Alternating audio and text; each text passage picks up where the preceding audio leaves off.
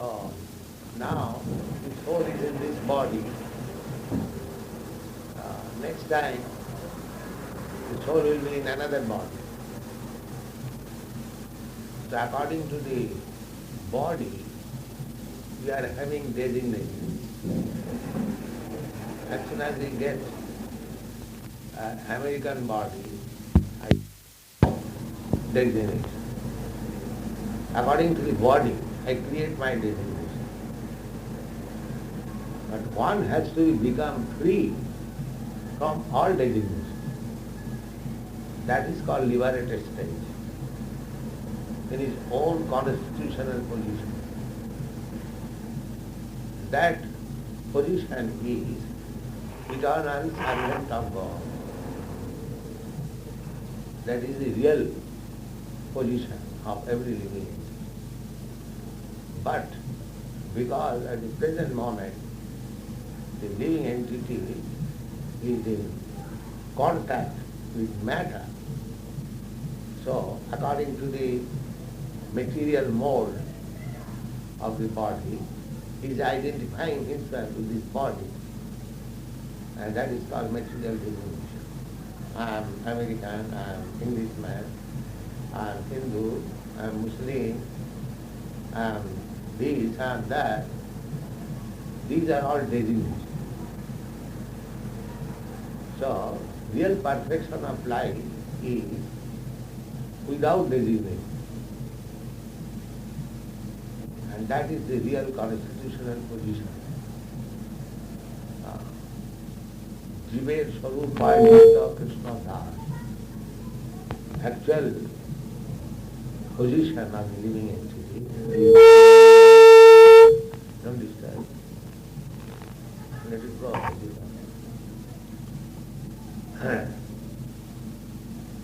So, that is the perfection of life. And human life is specially meant for to come to that transcendental position without any designation. Our Krishna consciousness movement is for that purpose. One should be always thinking of Krishna or God. That position is perfect position. And if one keeps himself in that designation-less position, always thinking of himself as part and parcel of God, then next life he goes back to home, back to God. Taptadiham punarjanma naiti. After quitting this body, he does not come back again to take another material body. He takes spiritual body or develops his spiritual body and goes back to home, back to Godhead, which means eternal blissful life of knowledge. Our this Krishna consciousness movement is for that purpose. We are trying to bring all men of different dimensions, different divisions, to come to this position, always thinking that I am part and parcel of God. My real position is to serve God. Just like this finger is part and parcel of my body. The business of the finger is to serve the body. So long it is in normal condition, the finger is meant for serving the body. When the finger is painful or in abnormal condition, it cannot serve the body. Similarly, a living entity being part and parcel of God, when he cannot serve God, that is his abnormal condition. And when he serves God, that is his normal condition. That is designation-less position. That is our motion. That's most interesting. To my mind, the nearest approach in the Christian religion is the Unitarian position, which I don't know if you're studying. Christian religion is practically from the name it appears, Christian and Christian,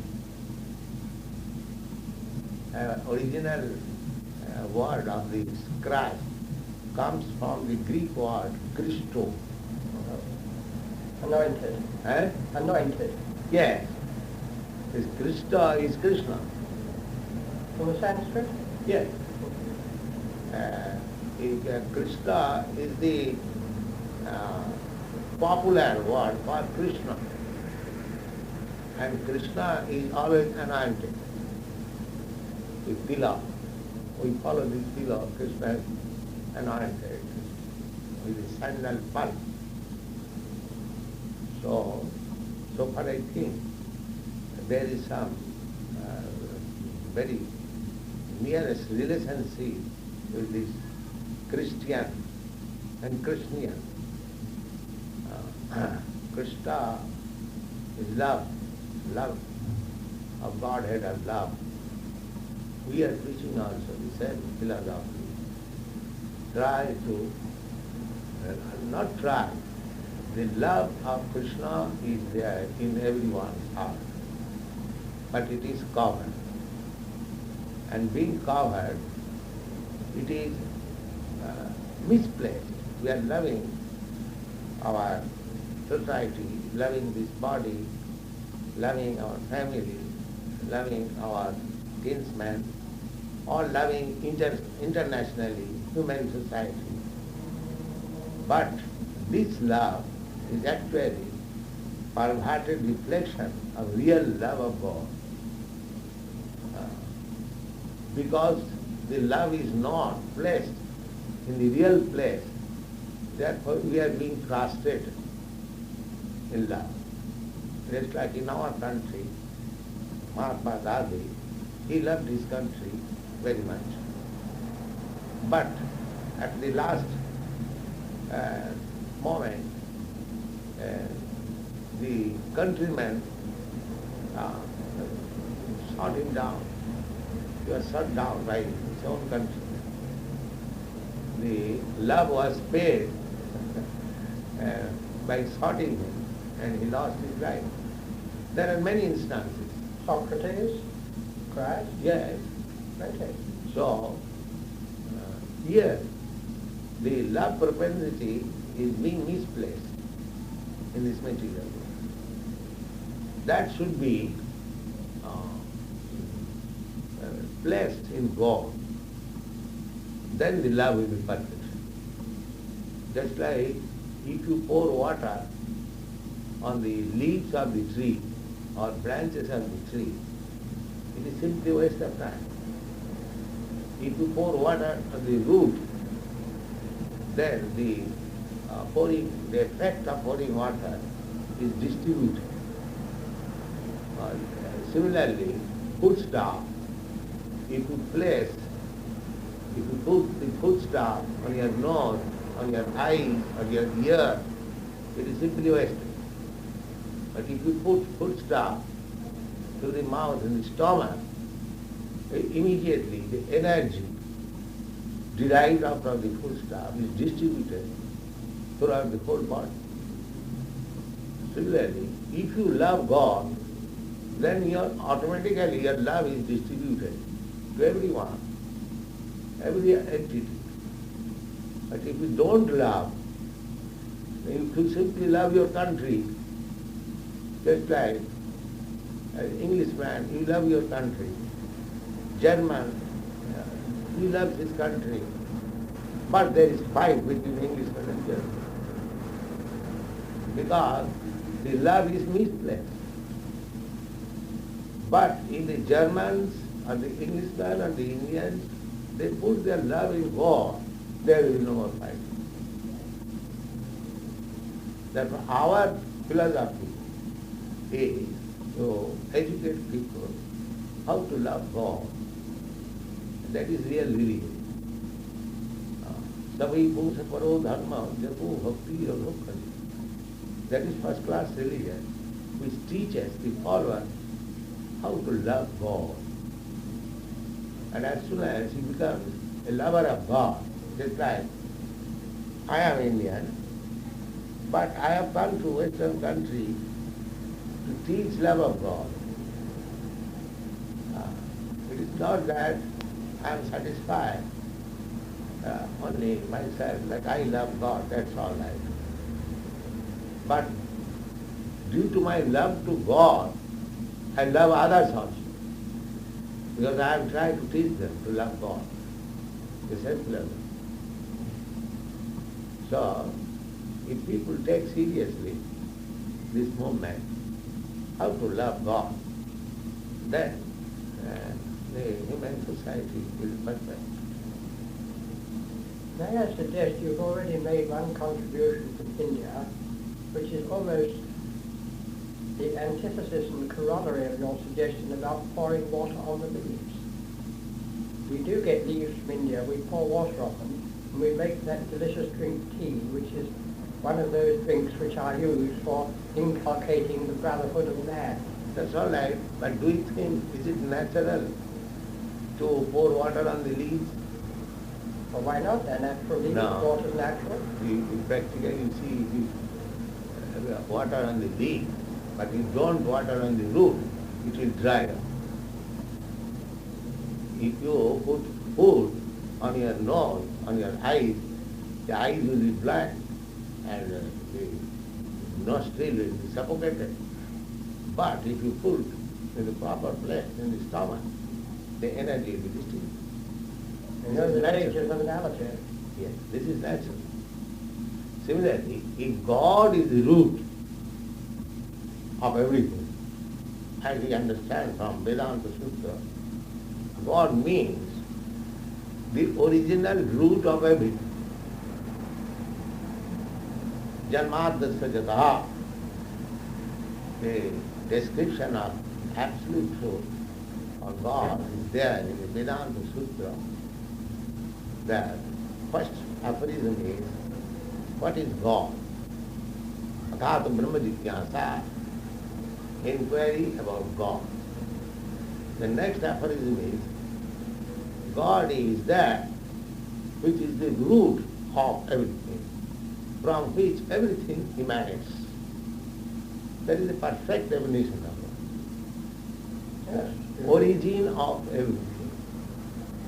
So, the same example is brought, that the root is the origin of the whole tree. The seed is the origin of the whole tree, if I may say. How you can be origin? Because you are the effect of Seed. seed, yes. Seed. The seed is described in the Bhagavad Gita, Bijoham Sarvabhutana. Everything that is living, the root or the seed, I am God says. The seed is God. Bijoham Sarvabhutana. It's like the rose tree. It has got a seed. But where from this seed comes? Come on. Hare Krishna.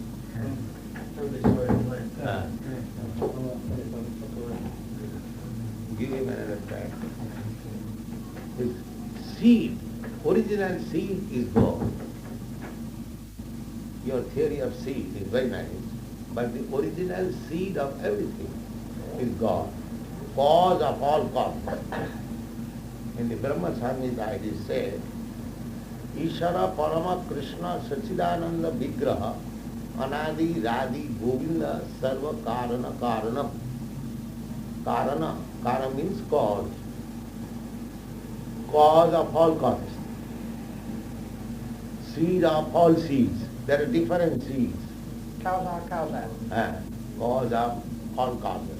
That's that? Yeah. Similar. What is that?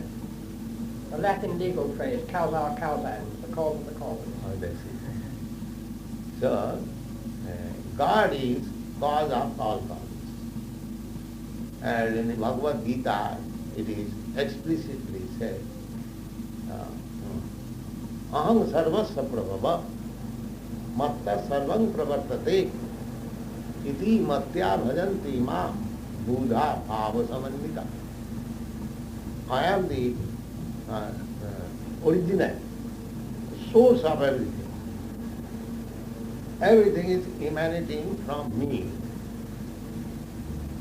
Iti matta, understanding like this, Buddha. Buddha means those who are conversant, thoroughly in knowledge. Iti matya bhajanti mam Buddha, bhava samannita, in ecstasy. Oh, here is the original cause, all causes. So, in this way, those who are advanced in knowledge, Buddha, they engage themselves in the service of the original cause of all causes. He is the cause of all causes, but he has no cause. That is God. Anadi Radhi Govinda. He has no cause, but he is the cause of all others. That is God. That's why I am the effect. My father is the cause. Similarly, my grandfather is the cause of my father. My grandfather is the effect of the cause, great-grandfather. You go on, searching. So when you find out the original cause, that is God. That is the definition of God. The usual answer to the prime mover argument is who moved the prime mover? What is the logical necessity for a first cause? Would you agree with that? Well, I think it's inherent in your definition of something that is omnipotent that it, I might say, is necessary to have no beginning in order to have no end. It's really a concept. Whether it exists or not doesn't matter. Yes, but even negatives imply limitation. If something has only positive attributes, it's limited if you exclude negative attributes. Or is that just a... Well, no, if a thing has all attributes, we only call them to be caused, positive or negative, because we have a tendency to want to think in terms of dichotomies, good and bad. Whereas really, if you're a scientist, you say, this exists. It's only when morals come in that you say some things are good and some things are bad, and you start making antinomies. Really, your Godhead will comprehend all those things, and to him, there's no such thing as good or evil, but to him they are all of value. It's man who saw the good and evil. No, yeah, I wasn't particularly thinking of the good and evil values. I was simply thinking of negative attributes. Well, I'm sorry, I don't know quite what you mean unless you define the negative attribute. I'm not quite sure what it is. Not beginning. Well, that, with respect, I think, doesn't really follow, because there are some things that don't have opposites or negatives, of their nature. This is what I say, that there are certain categories of things to which, if somebody says, now what's the opposite of that, you have to say there isn't an opposite, because it isn't the sort of thing that has an opposite. So you would accept the prime mover argument? Well, it's not an argument, it's a postulate. A postulate, then. I don't accept it either side. I mean, you have to accept it if you're going to. You know, totus focus, so to speak. You can't have it halfway. This positive and negative, just like the sun, the back side is the negative and the front side is the positive. Light and darkness. But the sun doesn't have a backside of darkness. It's light all I right. have to say that in relationship with the sun, the planet, in the front side there is light, in the back side there is darkness. But the darkness is the effect of the light. When the light is absent, that is darkness. Only to an observer. If there's no observer there, there's no difference between light and dark. This is the actual position. This is sun. But this side is light, this side is darkness. So, light and darkness, two opposite elements. But it is due to the same cause. Absence of light is darkness. And presence of light is light. Oh, I say there are some things that have those dichotomies and others don't. So actually the cause is one. But in different position, one side is light, one side is darkness. Therefore, the cause cannot be defined. Cause is one. But under different position, it appears. This is light, this is darkness.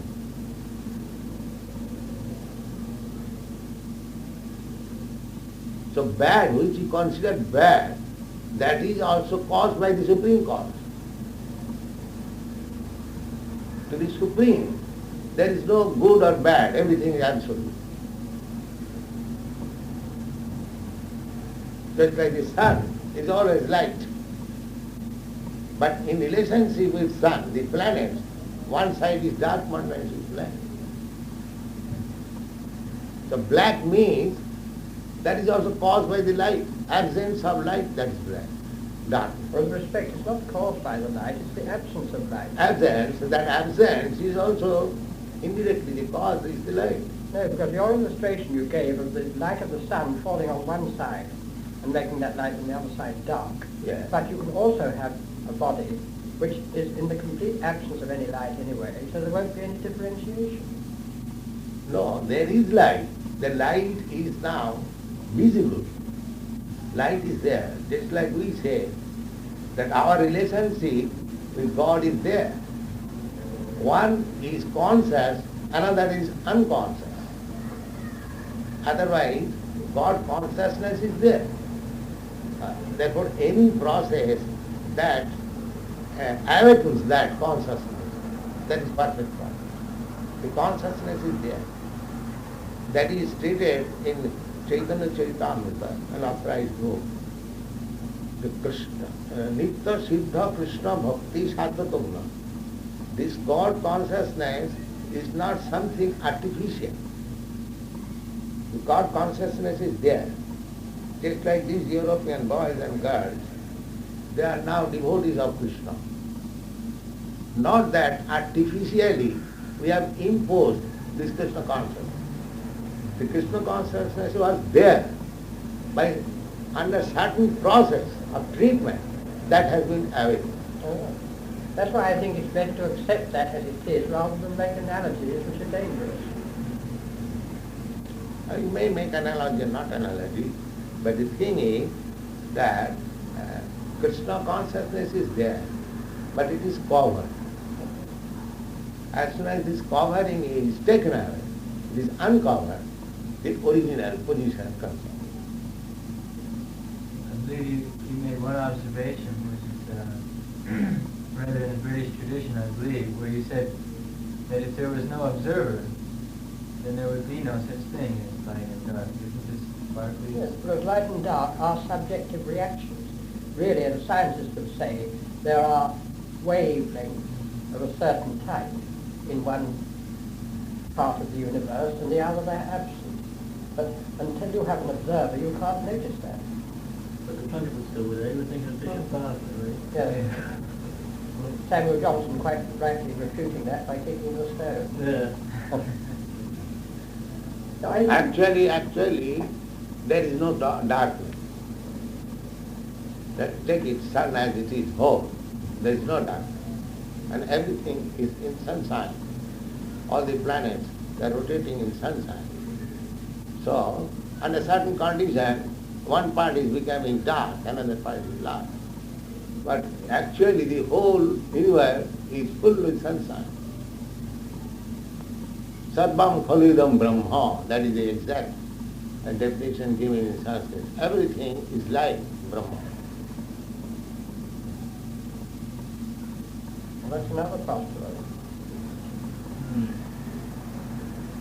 You can build any theory according to the number of postulates you're willing to accept, which cannot be analysed. It's really the basis of science that the atom, as originally thought of by Theocritus and others, is the thing that you cannot go beyond and cut down farther. And the same with your philosophy or theology, that you go down until you can find nothing except that you say that cows are cows and then you build back again from that.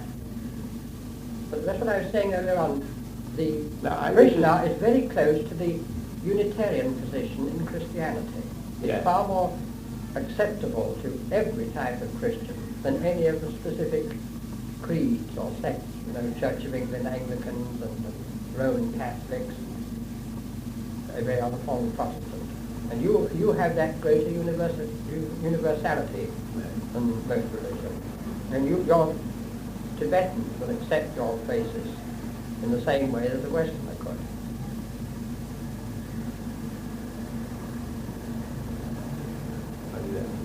A Tibetan could accept your position. Tibetan? Yeah. What is that, brother? He is you've heard of the Dalai Lama. Yeah. What does he say? Well, his position would be the same as yours, wouldn't it, Ah. in their religion? You mean the Tibetan Buddhist attitude towards the Godhead would be the same as the Krishna? Yes, But they have that same basis. so far we know that Buddhists, they do not believe in God, existence of God. Ah. Now they believe in this existence of a godness, if you like.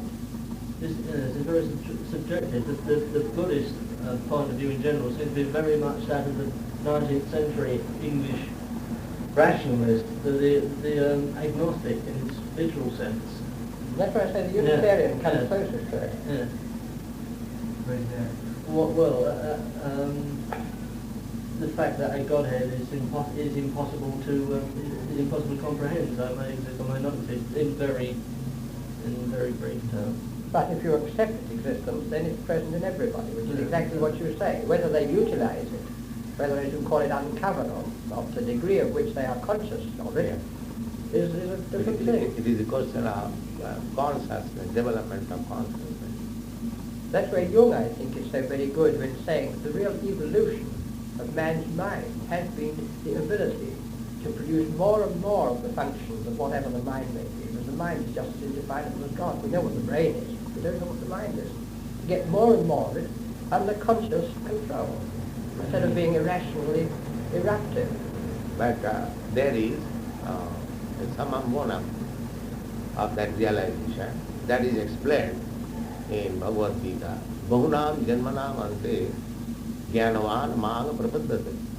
After many, many births of this mental evolutionary process, when actually he becomes wise, he becomes God conscious and surrenders to God. That is that evolution will go on. But when it comes to the summit, that is God realization. Vasudeva, God is the cause of all causes. That is final realization. Unless one comes to that point, he has not come to the perfection of evolutionary process of the mind and intelligence. How does our philosophy define mind and intelligence?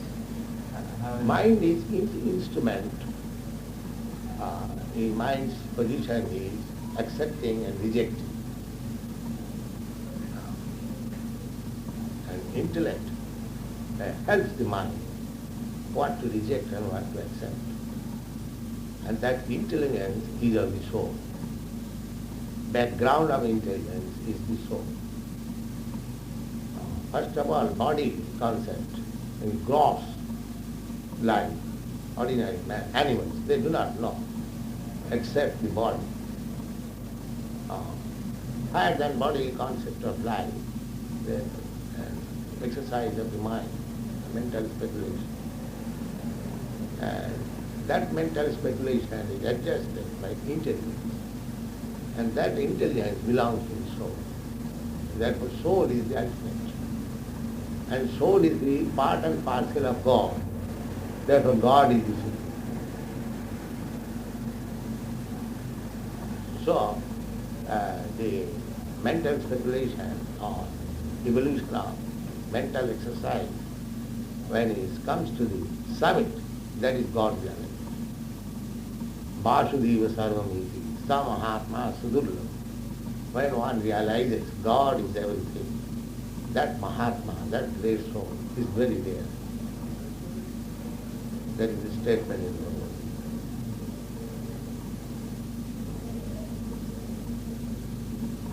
Mahatma means whose mind is great. His mind is great. He is not thinking ordinary things. He is thinking of greater subject matter. They are called Mahatma. Broader minded. Broad mind.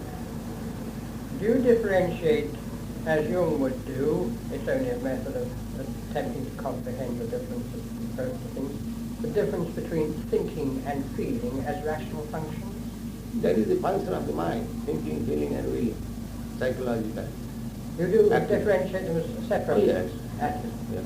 And intuition as well? Sankalpa vikalpa, this is in Sanskrit, it is called Sankalpa vikalpa, or accepting and rejecting. That is mind function. I think something and again I reject it. And you also react too.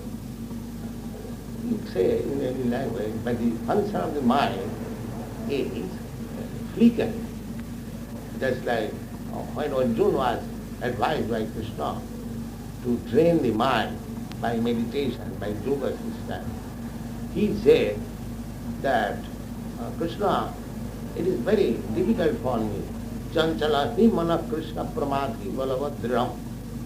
My mind is very, I would say, agitated.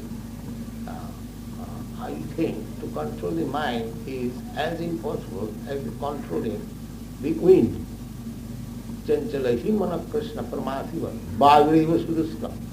And it is very difficult to, there is a high wind, and if you want to control it, as it is impossible. Similarly, I think the activities of the mind, thinking, feeling and willing, to control them is very difficult for us. Actually, that is the position. So long we shall be on the mental platform, there will be no fixity of conclusion. That is not possible. We have to accept something for the time being, then again reject it. Therefore, all mental speculators differ. Naso muni jassa bhatamana bhinno. A philosopher is not philosopher until he differs from other people. Naso muni jassa bhatamana bhinno. Unless you place a different thesis, he will not be accepted as a good philosopher. Therein it differs from science, but if science is accurate and correct, there can only be one. But a philosophy is taken as the science of sciences. Theology used to be that, Yes. It shows a misconception of the word science. And so far I remember, I was also a student of philosophy. Dr. Arpur, he said, the philosophy is science of sciences. The science, the theory begins from philosophy. Philosophy is the science of science.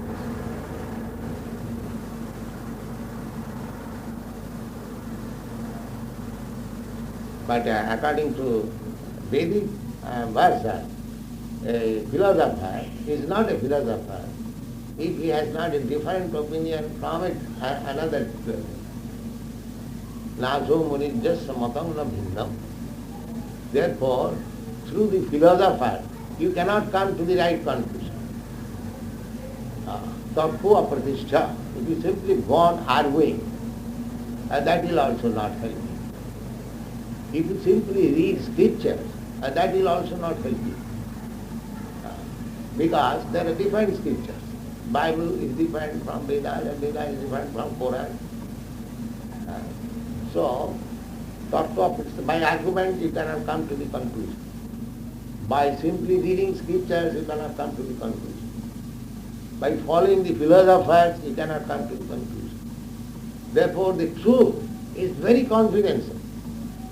Dharmasya tattam nihitam guhaya. It is kept very confidential. Then how to have it? Mahajana jena gatasya pantha.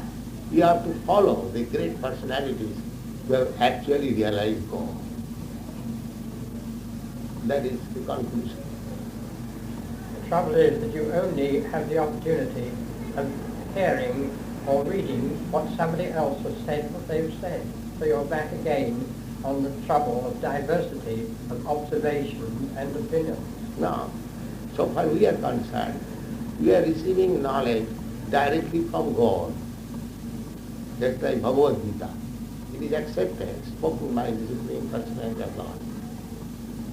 Therefore, if we take conclusion from the speeches delivered by the Supreme Personality of God, that is bad.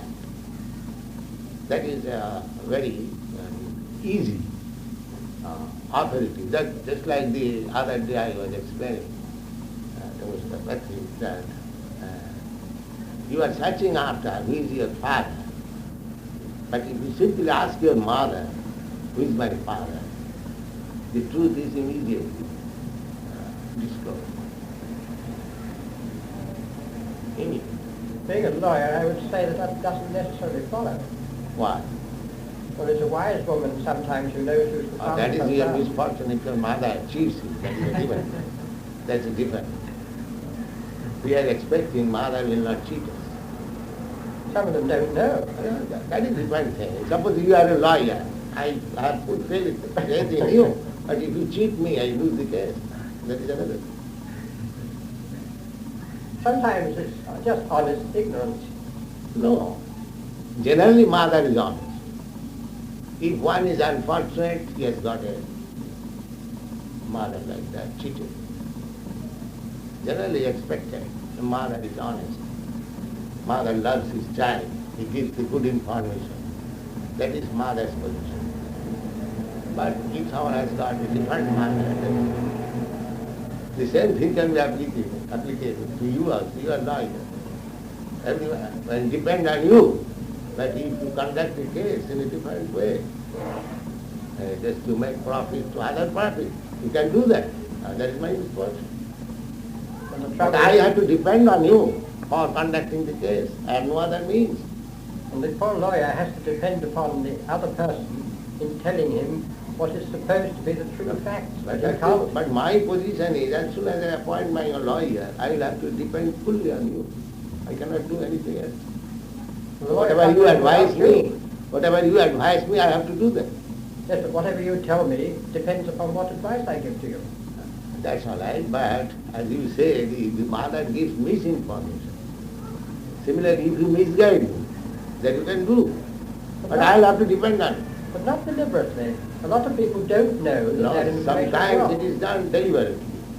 Sometimes it is done deliberately. Because everyone in this material world is imperfect. Therefore, there is tendency of cheating. That is one of the qualification of the conditioned soul. He becomes mistaken.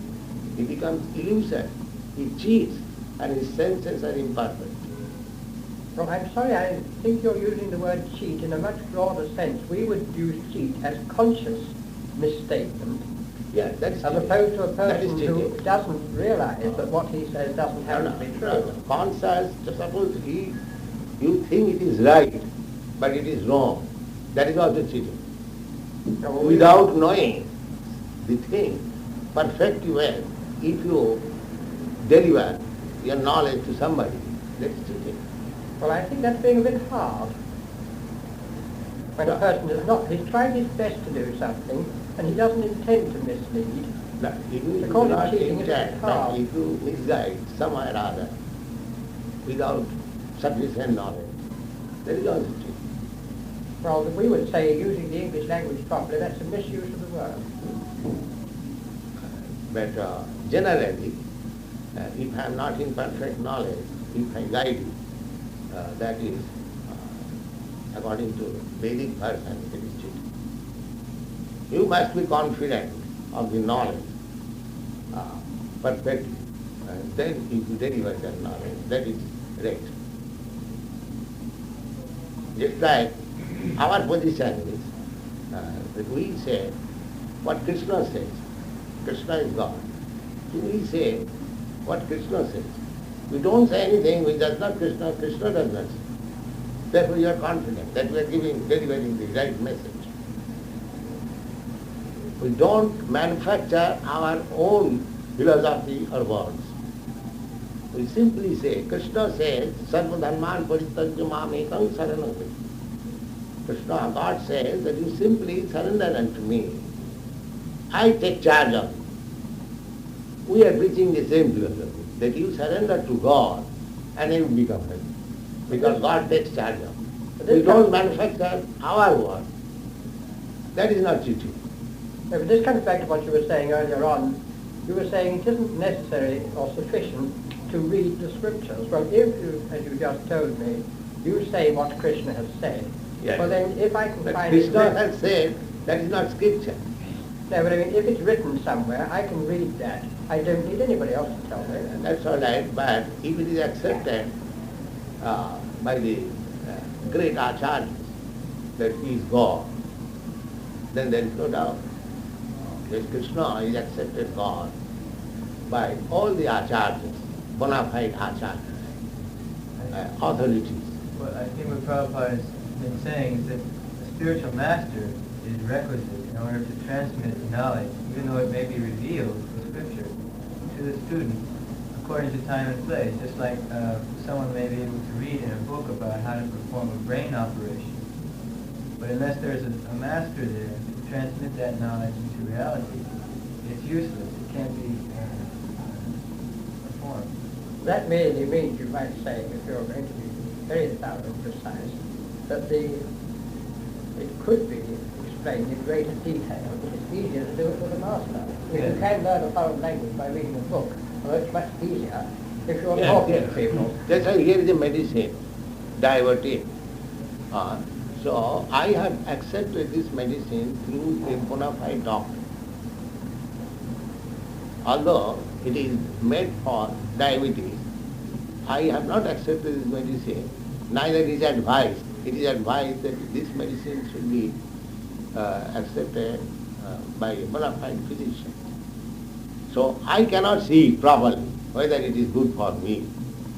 But when the physician, qualified physician says, yes, it is bona fide, you can use it this way, that is nice. Coming back to your previous point, if you made a mistake and it's the wrong medicine, would you say he cheated you? Is that the point you're getting at? This is what worried me. Because if he purports to be a physician, So if he is a physician and he makes a mistake, a perfectly genuine mistake, Therefore we say that we have to receive knowledge from a person who does not commit any mistake. That is our proposition. Well, that's again like God. If you define it that way, you're over. that seems a bit... That's what I say. What is This is that? cheating in but the this best way. can be proven. This can be tested. If someone is cheating or not cheating, can be tested on a factual basis. Similarly, this science can be tested. Yeah. If it has effect, Observation and experiment. if it has effect, Yes. a good effect, Yes. or if it has a bad effect, Yes. it can be tested. So similarly, just like the Krishna consciousness movement is coming down from Krishna through the chain of disciplic succession. So if it is actually given in that definition or that process, it is effective. And it is actually being experienced that it is effective. Just like this medicine. Yeah. Which may not, unfortunately, this is the danger of analogies. This medicine may work in 99 cases out of 100. In the 100th one, it will kill the poor chap. Now, you can't say that the physician was cheating in prescribing it to the 100th chap, but he just didn't know. On the other hand, 50 other medicines won't work. It is very dangerous, and that is also dangerous. But then some people have to have a concrete example, and they haven't any powers of abstract conception. It's when you analyse the analogy that you can see its limitations. No, analyze, of course, it is not always perfect magic. Analogy means the greatest number of similar points. That is perfection of analogy is there when there is the greater number of similar points. But we give sometimes the analogy as we understand material. But so far this Krishna consciousness movement, there is no need of analogy. It is accepted as a truth. And Krishna is accepted as the Supreme Personality of Godhead. And whatever he says is truth. There is no mistake. And if we carry that message, there is no mistake. In other words, Krishna is the voice of your God then. Krishna is God himself. That is accepted. We accept Krishna, Ishara Parama Krishna. Ishara means the controller. Just like here there are controllers. But here any controller is controlled by another controller. But Ishara, God means who has no other controller. He is the supreme controller. That is described in the Brahma Samhita. Ishara Parama Krishna. He is the supreme controller. Here, any controller. His controller, just as this physician. He has learned his medical science from another physician, another physician, another physician. So, we are not the supreme physician or supreme controller. May I give you an example of the fallacy there? Is that Sir Alexander Fleming didn't learn his curative antibiotics from any other person. He discovered them by natural scientific methods of observation and inference and experiment. But his preliminary knowledge of scientific handling must have he learned from somebody else. That's a different thing. Yeah, therefore, he is a teacher. He cannot say that, or he has taken the techniques of other scientists and he has experimented in the laboratory appliances. That is, he cannot say that he has he invented the laboratory appliances. No, but it's power of observation that's important. That is all right. That is all right. That's in him and But nobody else. he has taken help from other scientists' methods. In other words, everyone operates under a certain set of restrictions, controls, that are not of their own choosing. Everyone is in that category. They may think, I am the controller of my own destiny, but actually they are being controlled on every side. That's so, but it's only when they break out from that control by, as I say, making an observation or having an intuition that isn't inherent in the system of control in which they've been brought up, that they make an advance of any sort. You see, people with, I always give this example of Sir Alexander Fleming and Flora and others. People had been trained that dirty petri dishes should be thrown away because they're mouldy and they will interfere with the experiment.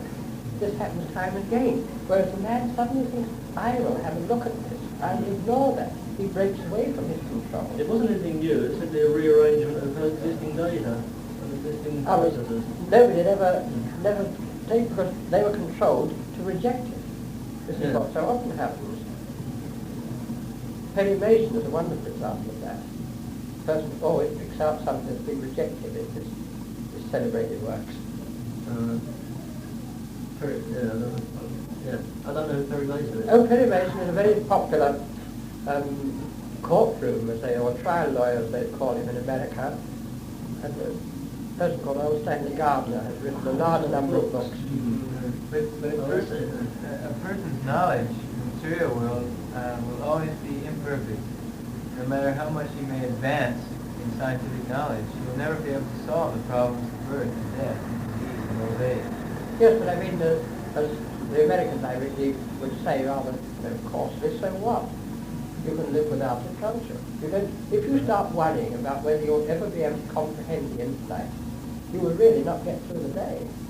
But the goal of life being to become satisfied with my life is not met in that way. I agree that to be satisfied with life is to cut down your desire for omniscience, to be satisfied that you can only hope to do 0.001 of the things you would like to do, to comprehend 0.001 of the things that are possible. If you are content with that, you may be content with life. Otherwise, you'll be one of these dreadful people who become paranoics. Because the world overpresses you, it's so big. Well, contentment, the death is there. If I somehow other make a compromise, that is different. But I don't like to die. There is old age. I don't want to be old. But if I make a compromise, that is a different thing. But my desire is not to become old, not to become attacked by disease, not to die. These are my desires. So I can make some compromise, being unable to solve the problem. That is different. But these are the problems. These are the problems. It was once rather well put by some woman who said to Mr. Carlyle, who was in a way of being a philosopher, "You know, Mr. Carlyle, I accept the universe." He said, "Madam, you'd better." This is the beginning of, you might say, the reason. And there are sentiments like Prabhupada said, "England, I love you with all thy heart." That is another. That is a compromise.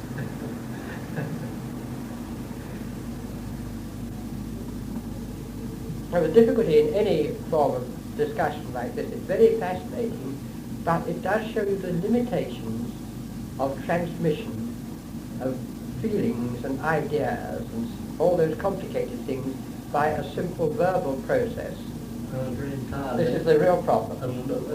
And Zen immediately comes to mind, where the problem is recognised, immediately acted on, and it's admitted that there's the impossibility of transmission by the method. This is where you can't get a feeling across by writing a textbook on it. Yeah. I think Now, it- one thing is that somebody is concluding that to solve this problem, birth, death, old age, disease, it is impossible to do. There is one school. But another school is that following, that there is possibility of control over the birth, death, old age and disease. So why not this school? Who does not say there is impossibility? No, there is possibility.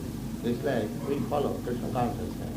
Krishna says that Tattadi Hankanar Janmanati Mamiti, that anyone who understands me thoroughly, he, after quitting this body, no more accept this material body, but comes to me.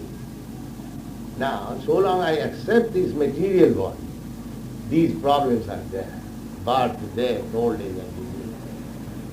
Then, if I don't accept this material body, then these problems are solved immediately. This is what they call solution by denial. It's not consolation, it is a fact, because it is followed.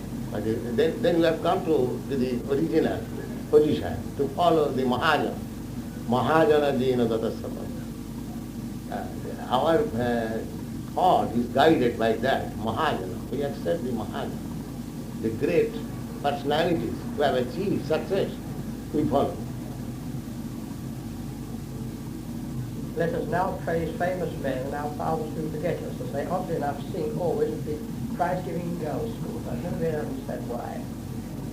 But the whole idea is that these personalities have to be in a living form, not just in the past, but they live in the form of a spiritual master who is there to guide personally, not just praise some spirit somewhere in the past. Unless this process is transmitted in a human form personally, it's not. That is the process in material world also. You are lawyer because you have studied laws under some big lawyer.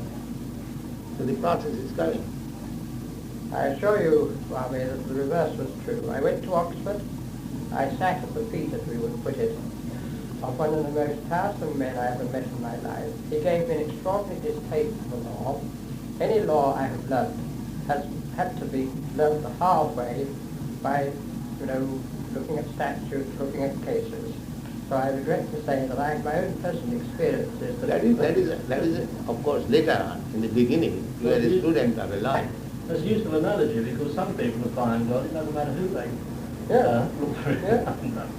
Well, this is the old thing, seek and ye shall find, or be still and ye shall know. I think this is the essential feature that you've been saying, is that really grace comes to anybody if they're only willing to accept it. Because it's inherently there. With respect, Aquinas, among many other people, prove that it's absolutely impossible to establish a rational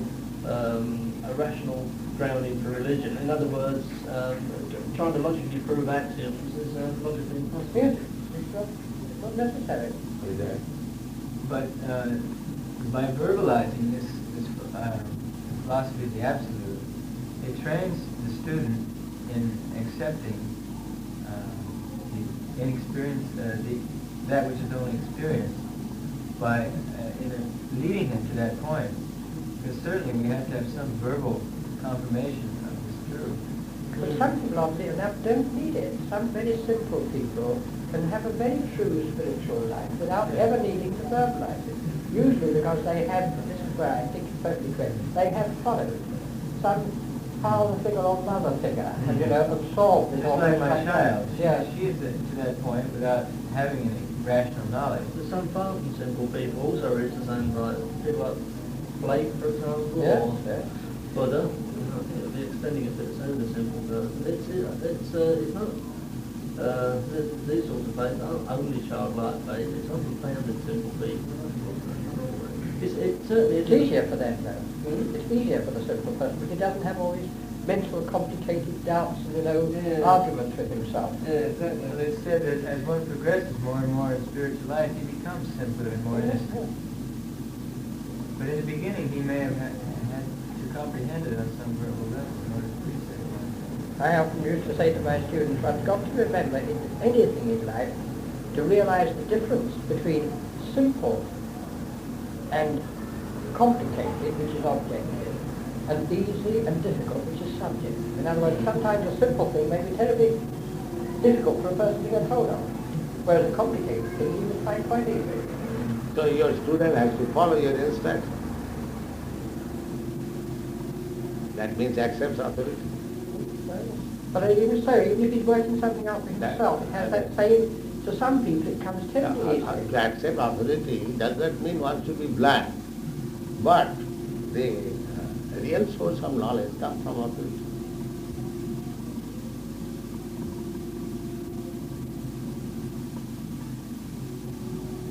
You then reject the idea that fear of God. No, I don't wisdom. reject. The thing is that perfect knowledge is received from the authority who is beyond the material defects. So what I mean is fear is not necessary for learning from an authoritarian source.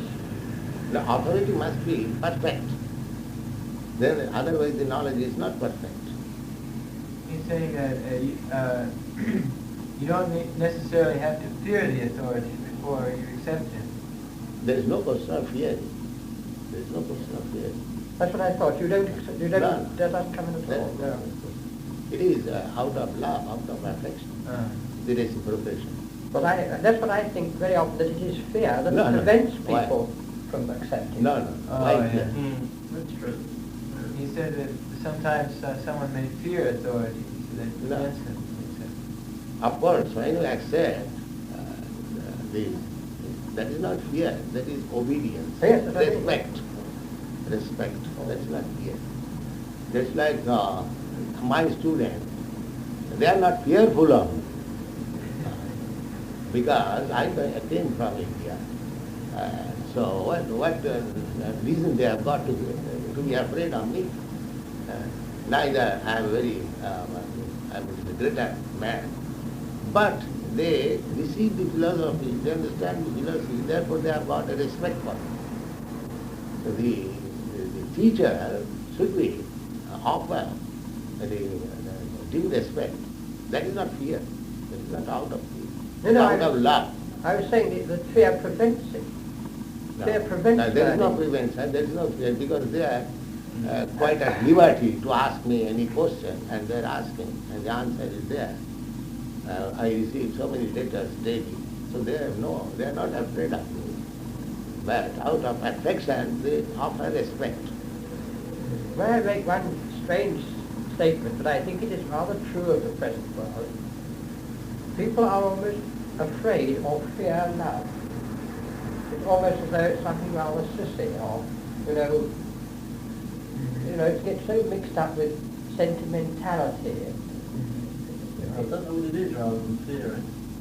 But I mean, if you don't know, if you're afraid, it's usually because of absence of knowledge or terrified of the unknown. That's very true. That's why flower children and such like, and things like the Krishna consciousness movement, who not only profess love, but put it into action is so scary to lots of people. Perhaps, just like the child is afraid of the father. There is affection. My father is displeased if father has said, don't touch me. So I will touch my father. So that fear and affection is both in there. It is not simply that he is afraid of his father, but the affection. So, to become obedient to the authority, there is a tint of fear also, but that is based on affection. That is not actually. They were saying also that in this age, particularly now, there's a great fear of loving someone or something on the part of a large population. They think that Because there is no real love, there is expectation of being frustrated in love. Rebuffed. Rebuffed. So therefore they That's are... terrifying, yes. So, because everything in this material world is perverted reflection, and therefore we sometimes love somebody and we become frustrated. So therefore others see this man loved that girl and he is now frustrated. Why shall I love? That is due to frustration. But there is a perfectional state. There is a perfectional state. Therefore we say it is perverted reflection. Just like our Radha Krishna. That is the perfectional state of love. Radharani is a young girl and Krishna is a young boy. There is love. So originally, this love between young boy and girl is there, and that is in perfect state. And here, in this material, the same thing is pervertedly reflected. Therefore it is imperfect. So we have come to the perfectional state. Not be afraid and give it up. Frustration. But love is there. But there is a perfectional stage of love. We have to learn that. Which the Greeks called agape, as opposed to the old other form of eros. yes, lust and eros is lust, agape is real love, transcendental love. Yes, there is. So this Krishna consciousness movement means to bring everything to the perfectional state. The others, they are out of frustration, they want to stop all of this. That is Maoism. They stop all this activity. Buddha philosophy is more or less based on this world. Make everything null and void. No more activities, no more love. We don't see that. Just like we cannot see properly because our eyes are diseased. To cure the disease. And then you see properly. And others says, all right, pluck it out. The disease and the eye take up. But that's not a very good proposition. We say that make treatment and make the eyes to see properly. And then it will go. Our proposition is. Sarvapadi vinimuktam tatparatina, we simply cleanse the process. The seeing process, we cleanse. We don't pluck out the eyes out of frustration. Don't see. Make everything void. No, we don't see. Because there is no void. It is simply frustration. There is variety, nice variety, spiritual variety. We are bringing people to that position. That's very interesting. I'll ask one last question. The Bhagavad Gita, do you accept that as historically an historical fact?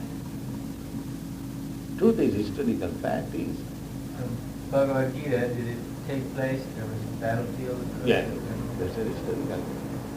Mahabharata means the history of greater India, greater India. Mahabharata. And this Mahabharata. Because Mahabharata means, Maha means greater. So formally, 5,000 years ago, the whole planet was Bharat, India. India it is now called. Actually the name is Bharat. Bharat is the name given after the reign of Maharaj, one king, Bharat. He was the ruler, emperor of the whole world. After his name, this planet is called Bharat. This whole planet. Mahabharat, therefore. Maha is greater in India, or greater Bharat. Up to the headquarters was in India, but it was greater.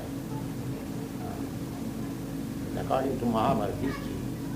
And the Bhagavad Gita is given there in the Mahabharata, therefore it is history. And actually it is historical because the battlefield is still existing. In the mind. Yes. No, it's there. Kurukshetra, Oh, battle. sorry, that's right. Yeah. So the battle was still on. Yes. The battlefield, where the battle took place, that field is still there. There is a railway station, Kurukshetra. And that Kurukshetra is still Dharmakhetra, a religious place. People go for pilgrimage. And in the Vedas also it is stated that Kurukshetra Dharma Jale, you perform religious rituals in Kurukshetra. Therefore in the Bhagavad Gita it is said, Dharma Kshetra Kurukshetra. It is fact, historical fact. It is not imagination. But many commentators have taken as imagination. Therefore they are misled. It is historical. Well, will you take the Saffron Road, Dr. Ware? I would not need a robe if I took it. Right.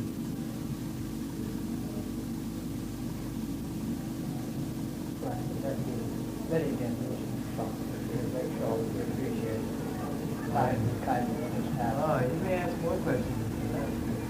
Well, I'm sure there are other people who are, let's say, wanting to have the opportunity of discussing that.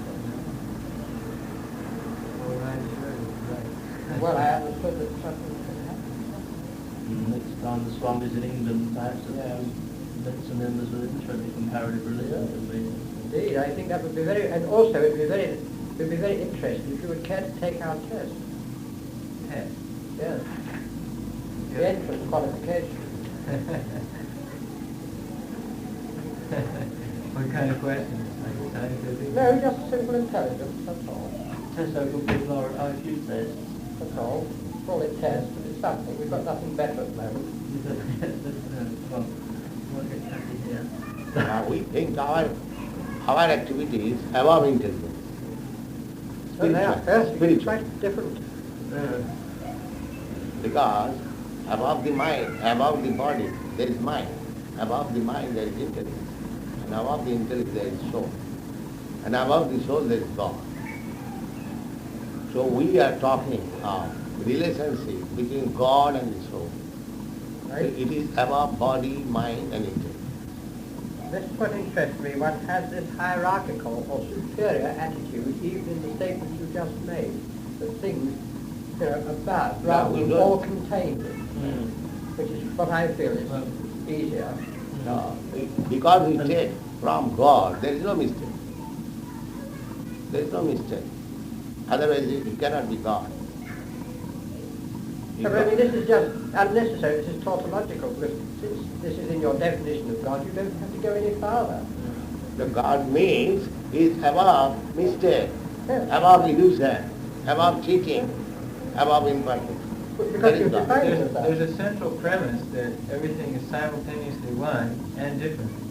It's like flowers. There are many flowers, roses, but within flowers there is variety. And Which demonstrates the danger of analogy again, because it's not, it really does. This is, I think this is the point that Dr. Ware's been trying to make, that it's impossible to talk about physics in the language of chemistry. It's impossible to So talk when about he says there's a gradation, that we see a gradation between that the soul is higher than the body, this is also applying. Soul is higher than the body, mind and intellect.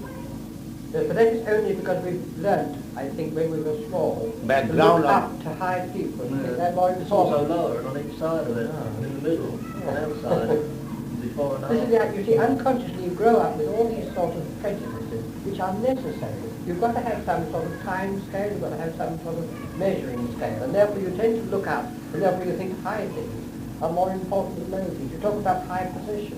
You don't need a chap sitting on a pedestal. Inherently, you find the rose is better than the daisy, No, some people might prefer the daisy.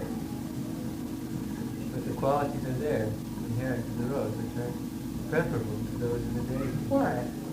Tell me why. I mean, you haven't given me any reason to say that it's better. What is that? The rose has nice scent, it appears Beautiful. beautiful.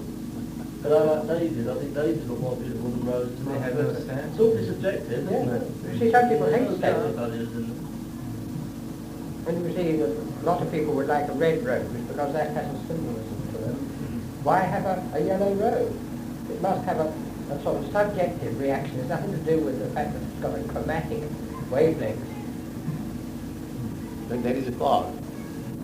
That means there is a cause. We have to accept the cause. So that cause will go further. They will find out the cause of all causes.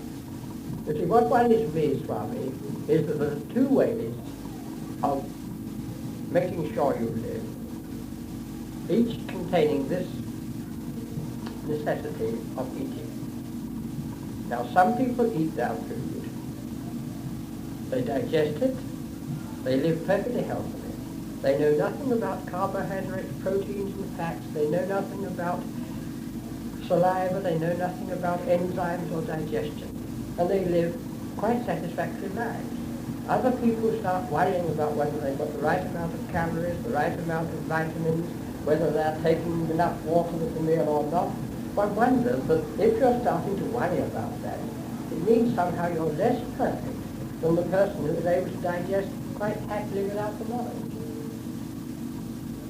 But if you say like that, the majority of living entities, they are eating without this knowledge of enzyme and other things. So if you take boars, the boars are better, just like human beings. A few human beings are interested in analyzing this enzyme. The human beings are very small quantity. There are 8,400,000 species of life. They are eating in their natural way, and that might help it. The knowledge of the process is comparatively important. If you want to enjoy it more, you don't learn about enzymes and protein. You learn about the right sort of wine and so So enjoyment is the standard. Yeah. And there, what worries me, I was going to stage further, you do tend to find the people who want to understand about digestion are those whose stomachs are not very good. Another thing is, just like grass, straw, the cows are eating straw and giving the most vitaminous food, milk, full of vitamin A and D. But if you scientifically say that there is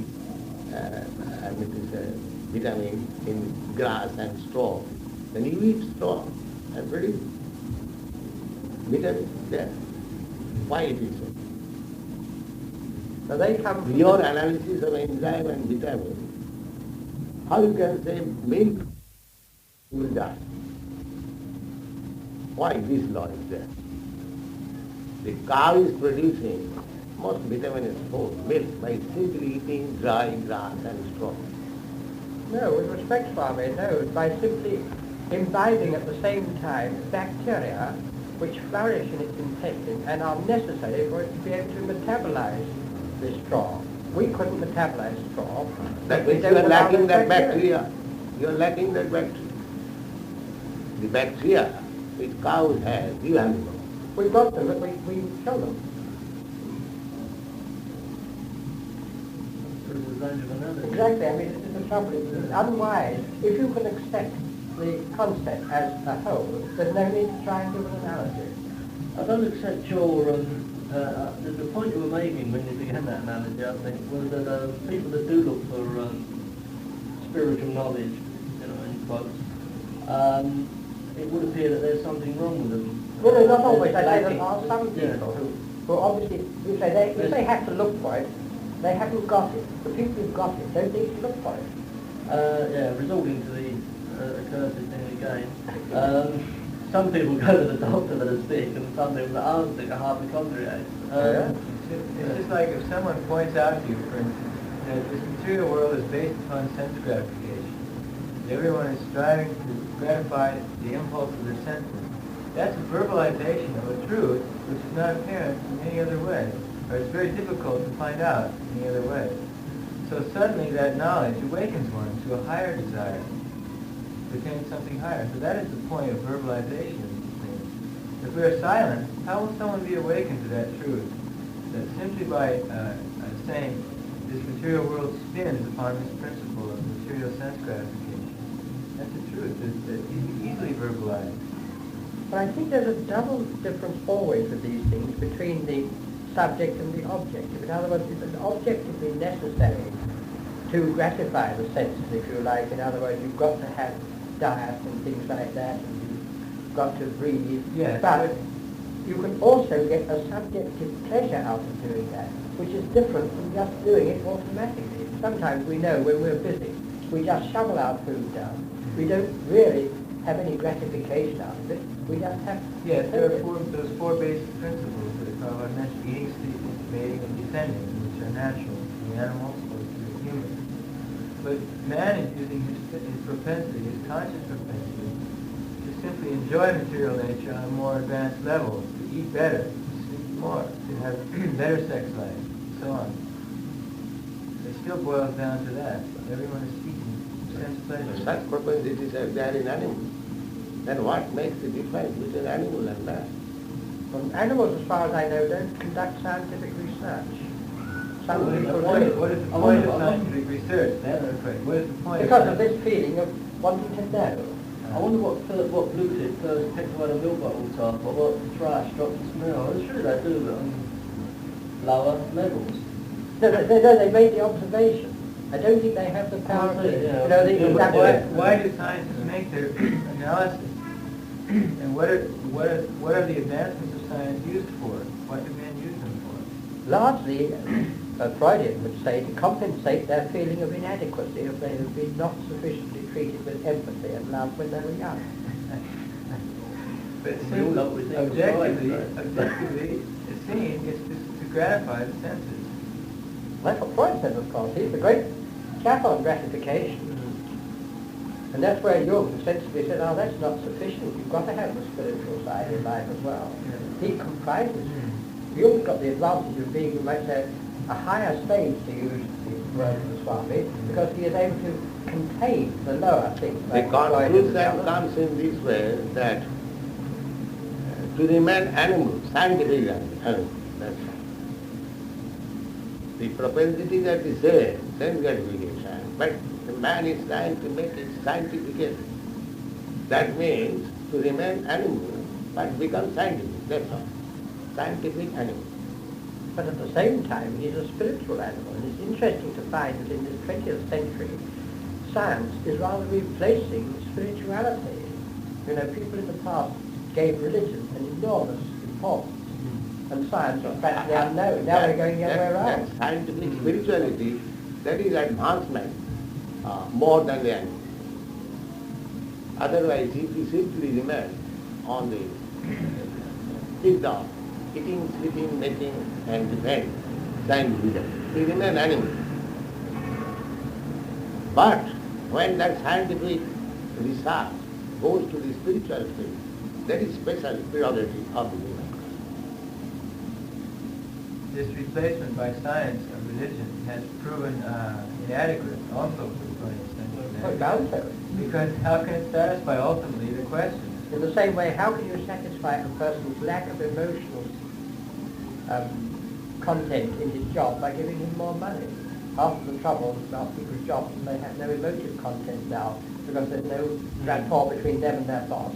They practically no intellectual interest because they have a routine job in a factory. And they are really deprived in this bad way. I think what worries lots of people about lots of religions is the Buddhist example of pointing a finger at the moon and confusing the finger with the moon. But one of the difficulties, and I think this is true when I was saying simple people using that in a broader sense, some people cannot get anything at all unless they have a little picture. Yeah. It helps them. Yeah. Rather like the dear old lady who found the That word we give the Mesopotamia. picture. Here is God. Just like Christ, he came to speak with a very ignorant class of men, and he was forced to speak in parables and stories. Ah, yes. Now, parable is better than an analogy. An analogy is an intellectual thing, whereas a parable is a human thing. It's got a warmth in it. It's in 3 dimensions, not a cross-section. And he was, of course, awfully clever at choosing it. I don't think your friend Christmas Humphrey would agree with either of those statements. Knowing him very well, I would be surprised at what he would disagree with. I would be perfectly happy to feel that I was disagreeing with him. Oh, you do know that? Yes. I think he confuses himself with Krishna at times. Well, he's absolutely convinced that he is.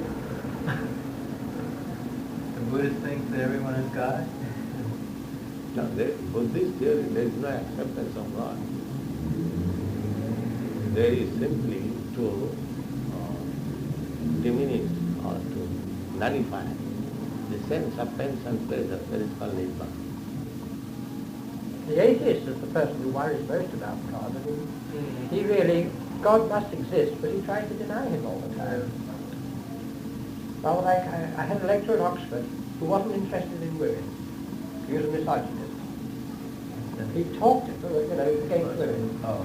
And he spent all his time telling you that he wasn't interested in women. He thought about nothing with women, and the fact that he wasn't interested. His lectures were full of it. It was pathetic. It's like concept. Language. Yeah. Old and woman. Kansa hated Krishna, and he wanted to kill him, but all he could think about was Yes, Krishna. yes.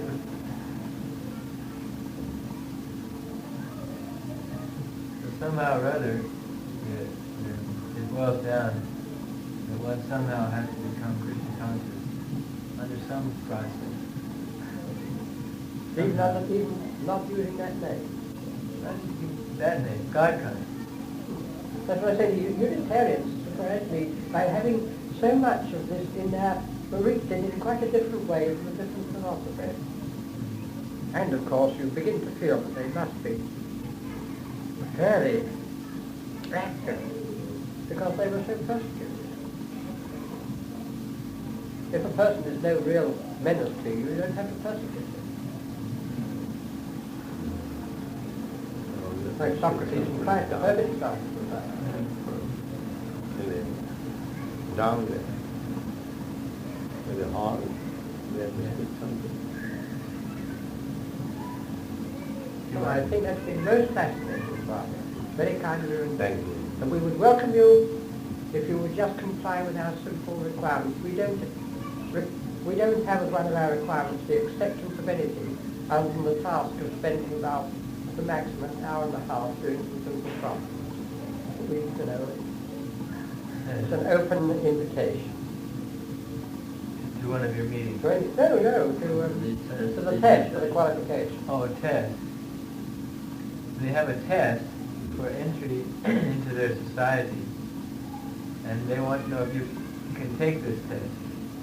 Why not you come to our society and we test it? Well, they say we test something different, you see. I said, then we also test different. That's right, sir. That's right. As we have process of test, we have also process of test. And ours is just as universal. Our process of test is how far he advanced in God consciousness.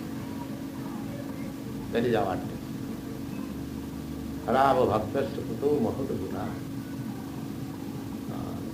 We say, Jasyatmi bhakti bhagavat patimcha. Anyone who has developed God consciousness, all good qualities are developing there. All good qualities. And now the difficult one Harava is measure. bhaktasya puto mahata guna. And one who has not developed Krishna consciousness or God consciousness.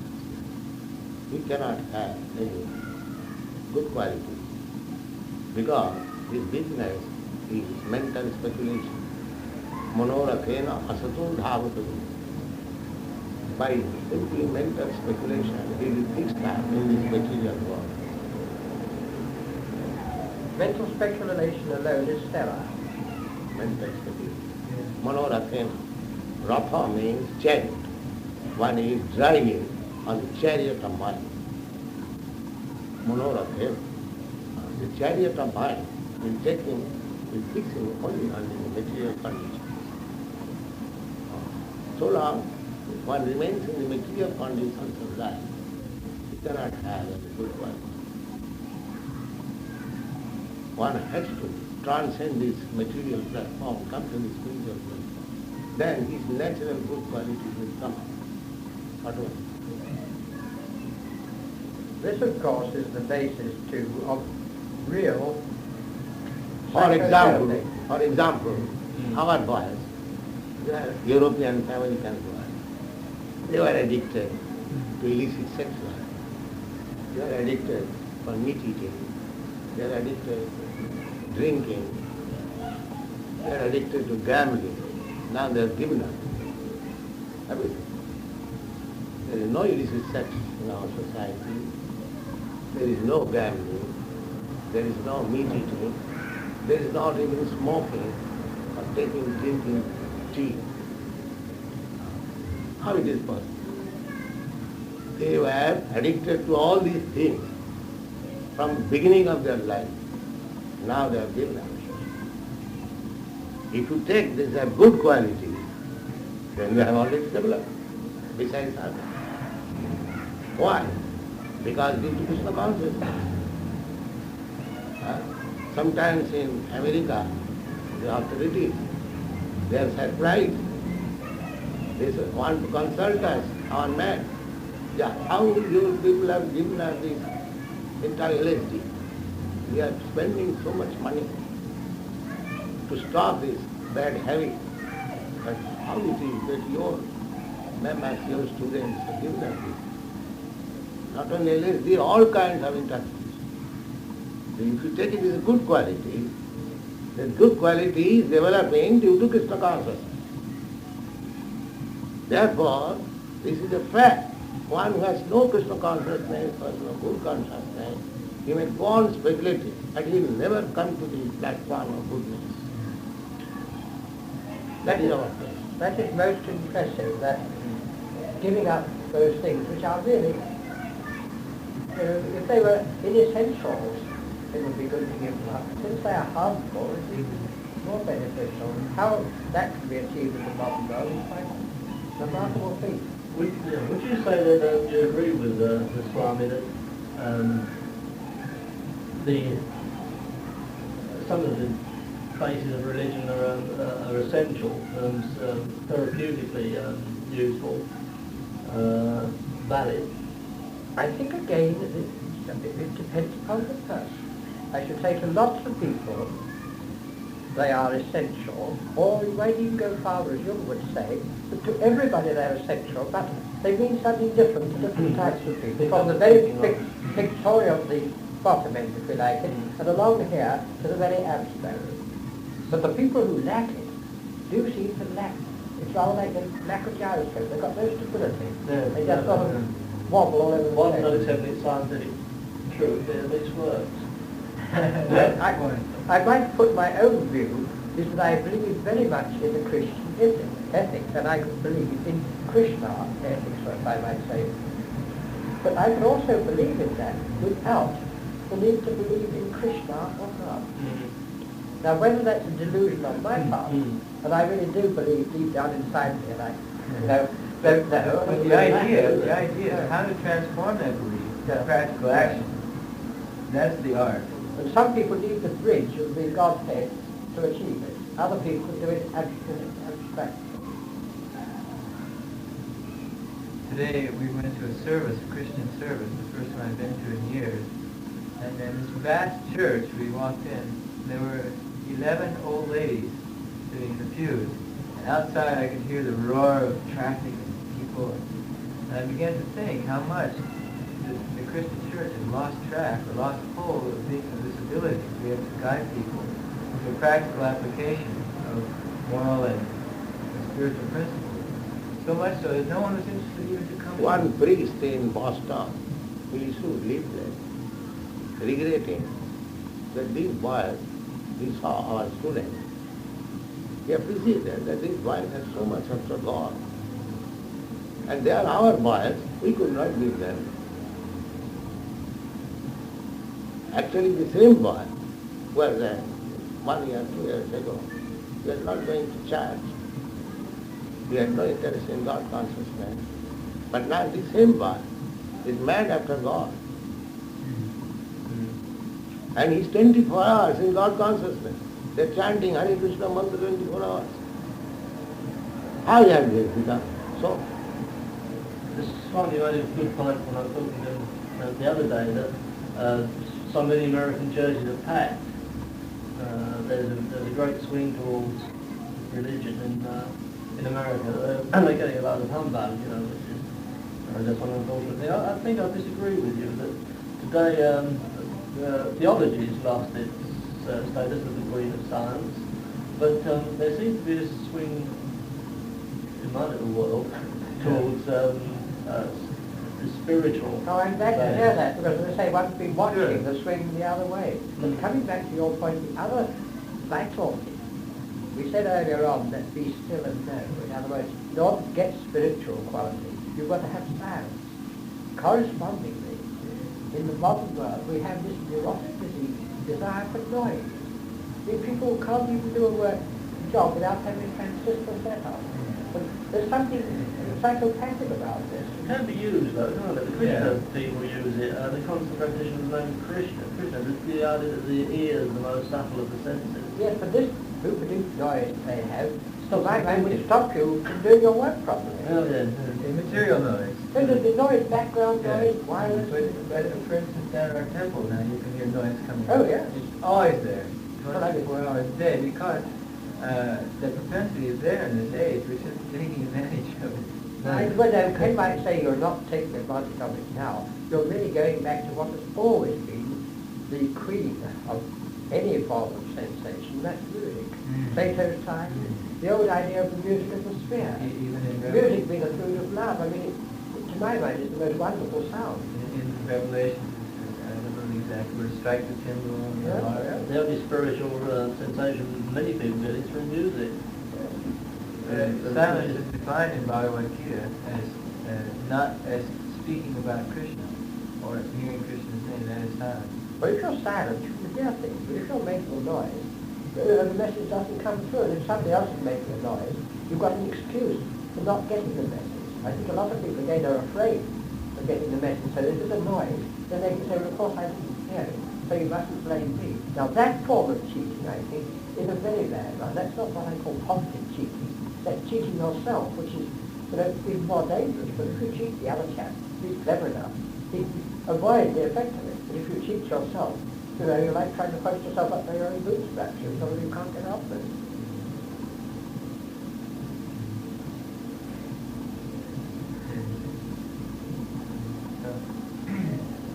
We believe that it's incumbent upon us to spread this philosophy as much as possible in this age, because it's been lost by so much noise. I was subscribed to that long. We also may be noisy to some people. Our message is getting through there. The fact it can be heard sometimes even above the One noise makes liberation, one noise makes bond.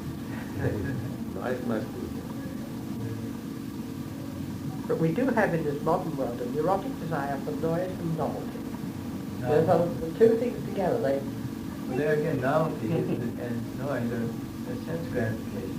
We want to gratify ourselves. Well, don't you think it's also possible to argue that you only have to have novelty because you are not being satisfied? Yes. In other words, what's That's happening it. is you're not satisfied, so you have to have The something senses new. can never be gratified, but always the drive is there to gratify it. If you go to a good play, or see a good film, or hear some good music, you feel satisfied and you don't have to rush back next night. If you see something fun, you have a feeling that you know life Even then, from a there. good play or good music is not very long lasting. When you come out of the theater, you're hungry. And when your hunger is satisfied, then you want some sex life. Then you want to drive home fast. There's always something there that agitates the material senses. The trouble is, aren't you going to lead yourself into this difficulty? If you are spiritually satisfied, you will sit down and do nothing. And if everybody were doing that, we should be rather back to where we started, rather than have enough food or music or transport. That is for the wise, not for the spiritual. The spiritual life, there is enough activity, volumes of activity, that they do not know. They mean spiritual life is void. That is negation of the present activities or negative ideas. But actually, when you stop material activity, where real activity begins, that is spiritual. The spirit soul is active. I You think I cannot stop it. You cannot stop it. Now it is acting through these coverings of material, matter. Therefore it is imperfect activity. When the activity is uncovered by material things, that is real activity. But aren't desires biological goals? And they're necessary. Yes, but they're biologically necessary rather than spiritually necessary. Well, then when I say, let's go farther, but when you say biologically necessary, is it necessary for you to be alive? Not scientifically, is it? Even Prabhupada has told us that even in the spiritual world, there's a desire to have the senses active, enjoy. Have the senses enjoy. Is that so? Yeah. Well, I think you need, I'm greedy, I was going to say you need both. I want spiritual life, material life, and It's awful thing, it's a spiritual thing, isn't it? I mean, it's like people talking about China or New York. I've always got different ideas about it. And in fact, it might even be a different place. well, to each person, his picture is different too. But the idea there is that spiritual activity, everything is seen in relationship to God. Yeah. You serve God with your every activity. The with same God. example, You agree with that? just like this finger is part and parcel of body. So long it is attached with the body, it has got activity. You cut it from my body, it has no activity. Yes, you've still got a body. Huh? You've still got a body and you've still got some other fingers left. No, you can call it a finger, but it will not act as finger. It will act Yeah, as but a the others leg. will. I don't see the need for your analogy. That God is there, and we are His No. servants. If we are part and parcel of God, then we must be active in serving God. That is my analogy. But I don't see the need for analogy, but that Why not? statement Why itself not? is sufficient. There must be a need. If you think, if you know that you are part and parcel of God, then you must act for God. See, I would go the other way around and say, as long as I know God is part and You parcel cannot of me, There's a God is the spirit, and you are spirit. Therefore we have to take lessons from God. In the Bhagavad Gita it is said that Mama Ivangsa Jiva, these living entities are my part and parcel.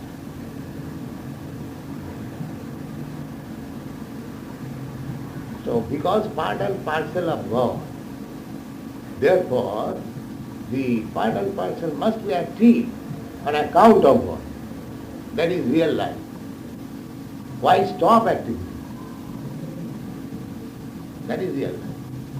I feel, Swami, if I may say so without disrespect, that in some ways you're preaching to the converted, and you only make it more muddled for me by giving analogies. Don't you feel that at times? Yeah, I think the Swami is probably used to talking to people that need this. Yes. This, Never mind the method. When there is a truth spoken by God that living entities are my part and parcel, only one. So why shall I not give the analogy? How the part and parcel acts? I must give analogy. Otherwise how they can understand?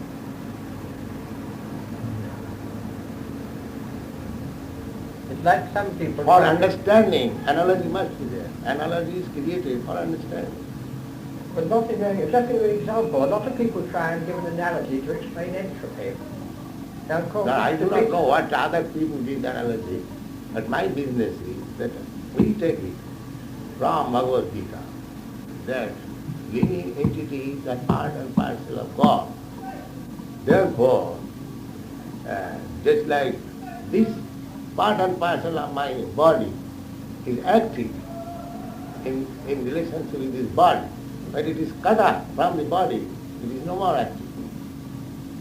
Similarly, those who are not active in rendering service to God, they are as dead as this finger cut off from the body.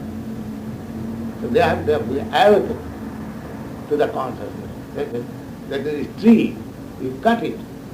It has no consciousness to protest. But even an ant, a small ant, because it is developed consciousness, if you try to kill it, it will protest. That is, the more consciousness you develop, you become active. That is nature. That is nature. To develop consciousness does not mean to become dead. This is what I said earlier on, that the whole of the human... So therefore, when one comes to God consciousness, it becomes more active. The whole evolution, I think I may have said before you came in, the whole evolution of the human mind is to become more and more in conscious control. So mind, activities of mind, activity of intelligence, and activity of spirit. The spiritual activity is more greater than the mind mental activity. The other day we were discussing Socrates, and Socrates' method was to bring the self under control by inspecting oneself, know thyself, and thereby be a moral life through self-inspection, self-control. But Prabhupada was saying that this is not an ordinary thing. Not many men can achieve this rational control. So by simply cultivating spirit, nourishing the spiritual life, any man can control his senses. But that's I why need proof of that. somebody, there's a child is active, but his frivolous activities or mischievous activities stop when he is active in taking education. The same child, his energy for becoming active is transferred for taking education. He is no more acting mischievously, making this, doing that, doing that. The activity is there. Now that is purified. Similarly, spiritual life means the spiritual activity that is purified activity. These boys that they've given up drinking, meat eating, that does not mean that stop eating. They are eating better things. Therefore they have given up. The nonsense is. So that is spiritual life. Spiritual life means activity purified. Rationally, I was thought to be intelligent. I went to college, got so many degrees, but I could not in the least control my senses and control my mind. Even though I tried, I studied philosophy so hard. But by simply chanting Hare Krishna and coming to this platform of service for God, all my activities became dovetailed in one direction, so that the other things were automatically brought under control as a result. Parang the exact word is there. That if one gets good engagement, he gives up bad engagement. But he cannot make him inactive. That is not possible. Because the soul is active, it is living. How you can make it inactive? That is not possible. Nirban means stop nonsense, but take to spiritual life.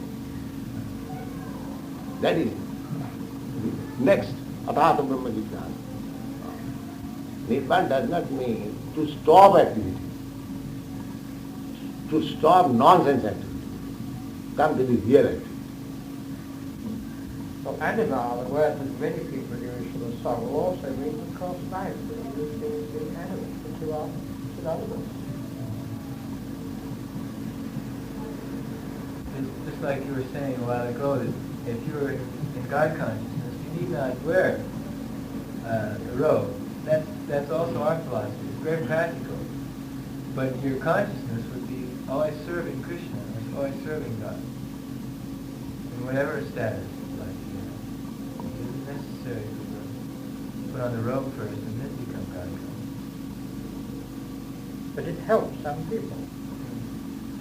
The soul is a very interesting concept of soul as well. The fact that the soul is quantifiable. It exists in a smaller part in the lower animals, Jews reserve it, and the higher part in the higher animals. No, it's the same size in all entities. Ah, it is. Oh, I didn't say that. Now, but what happens when you reach a point where you don't know whether they're living things or not? You know, the amino acids and things like that. Or, Well, I would take up that straight away fundamentally, that it's perfectly correct to say it's the same size and everything, but it has no size. yeah. No, it has trying size. It has size. It has size. Well, I mean, This is- You cannot measure it. no, except for me, therefore the Yeah. word size is a But misconception. that is not a scientific statement, because you have no measuring instrument. You cannot say it has no size. In other words, what you say is it's not got 3 dimensions. When we talk about size... Yes, 3 we dimensions, can- it is said. It is estimated that 1/10,000 part of the tip of the hair. Yes, it's, Well, we can do better than that with a micron. If you can find out the soul, if you have got instrument. you know what the angels on the end of the pin unfold. In fact, this is coming back to that, the analogy again. The whole thing sounds like the summa contra gentiles, but in Krishna instead of fire. But it's your own business, if you try to explain Just like that, in geometry they say, the point has no length, no breadth. But that is not fair. The point has length and breadth, but you cannot measure it. But a mathematician would say that that is the definition of a point is something that has no breadth or depth. For his purposes of working out his philosophy. Plato would say something entirely different. So that the absolute point. But if you magnify the point, you find there is that. But coming It back is the question of vision. In your present imperfect vision, you do not see. But when you take a magnifying glass, you see how there is length and breadth. but that brings you, Swami, straight away into the problem of the infinite regress. Now, As whatever you it get may smaller be, and smaller, and you know, you might just well stop at the beginning, which you're never going to stop at the And end. the smallest of the small. that is stated in the Vedic. Anoraniyang mahato maniyang. God is greater than the greatest and smaller than the smallest. This is material. You're using materialist words, Swami. Huh? You're using materialist words, greater and smaller. What do you mean spiritual? No, but say you're using materialist words Yeah. to describe them. But what do you mean by spiritual? No speaking? Well, I say that. Okay. If I say greater and smaller in this way, and you say this is material, then what is the spiritual expression of this? Can you give me? I think the answer That means is stop talking, you don't need it. and you have to. This is not material. When you speak in spiritual connection, this is spiritual. You have to invent a new language, really. No. Why invent? The same language. The same language. Well, you don't get very far in any form of philosophy if you don't invent a new language. No, No, get very far to do. But the consciousness in which something is done denotes it. For instance, I can be sweeping the street, and someone will think, oh, I'm just a material street sweeper. But if I'm doing it for Krishna, it's a transcendental activity, it's a spiritual activity, not a material activity. Yes, but I mean, you then, if you have a sort of somebody else who's sweeping faster and better, you say that he's greater spiritually, but he's doing it. No. No, the Spiritual purpose must activity be is spiritual. absolute. The purpose must be for Krishna. So if we're speaking about Krishna, then our words become spiritual. Yes, but I think if you're talking about spiritual things, you mustn't try and quantify it. Spiritual means it has no material quality. It's the old business of trying to... Nirbande Krishna Sambandhe Dippavirātam. You can't measure the beauty of a rose with a ruler. No, but you can say it's like this, it's like that. You have to be able to describe it somehow. Let's describe the beauty. In relationship to Actually, in a higher sense, there is nothing material. Because everything is emanating from God, therefore everything is spiritual. Well, that's true, but the electron, as far as you can say, may be spiritual. There is no distinction in higher sense. Because we say that everything that we see, that is manifestation of God's energy. Energy. So in that sense, if it is God's energy, There is nothing material. It's merely what It we is observe. material when we forget God. That is material. Well, I would have said it's really, but rather going back to the analogy of the light. If there's no light there, you can't see whether there's anything there or not. Directly you have the light, it enables you to see it. But the things exist independent of whether the light is there or not. The light is in relationship with fire. So light is not different from the fire. Unless there is fire, there is no light, there is no heat. So as soon as you feel heat or see light, the fire is there.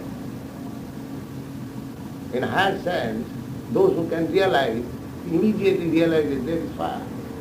Just like here, there is light. Immediately you can understand there is fire. There is electricity. So it is a question of realization. In the higher realization, there is nothing matter. Everything spiritual. Simply when you forget God, that is matter. That is matter. Well, by using this analogy, it's proving that there's contingency. There's thing that wherever there's heat and wherever there's light, there must be fire. Well, with respect, no, we didn't have an infrared thing, which is not fire. Original We source have is fire. ultraviolet, no. How can you explain light without fire? Ultraviolet light doesn't have fire. Ultraviolet, there is sun. Ultraviolet rays of the How can you sun. produce ultraviolet light except with electrical electricity? Light and heat you cannot think of without fire. Fluorescence and certain chemicals. But the origin is The origin is the fire, it's not the molecular movement. You're really using the word. There is no light, no heat without fire. That's a I fact. think when the Wittgenstein there, it's also mentioned. Yeah, so see, that's the trouble. I mean, you can say, really, that there's no light or heat without molecular movement. That's as far as you need. You don't need to go any further. No, the point you were making, that the absolute source of everything is the sun. Yeah, was that the That is heat, Yeah, that is fire. even if it's not there now, it was there 1,000 years ago. It's gone through the different transformations. Mm-hmm. Its original source. But this is a form of scientific atavism. Mm. It's rather outmoded. It was a useful concept long ago, but that's got beyond that now. No, well, then take So we have to go down and not. Yeah. We can go down. Because of, Most interesting indeed. yes, the old Cayenne says, the doctrine, saint, and here great Yeah. argument. Yeah. Yes, we shall talk more with that. Well, I've enjoyed it very much, and it's very kind of you. Where are you going on Wednesday? Where are you going? I'm going to Mumbai.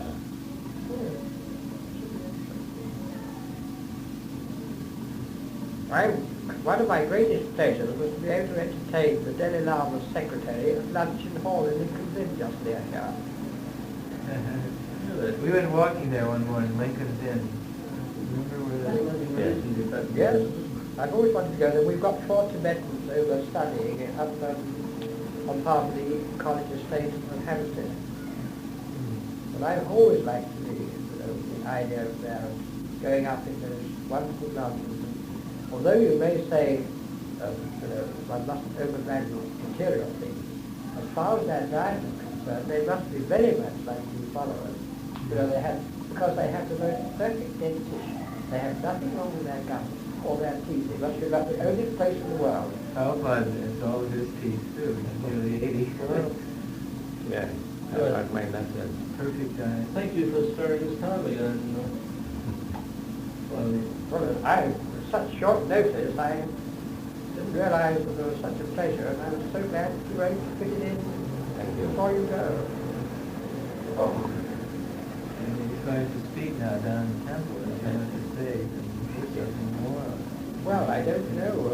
I should imagine that the crowd is so great. Oh, you can see the front. Well, we will see when we go down, I think. I must take off No. my spiritual disc.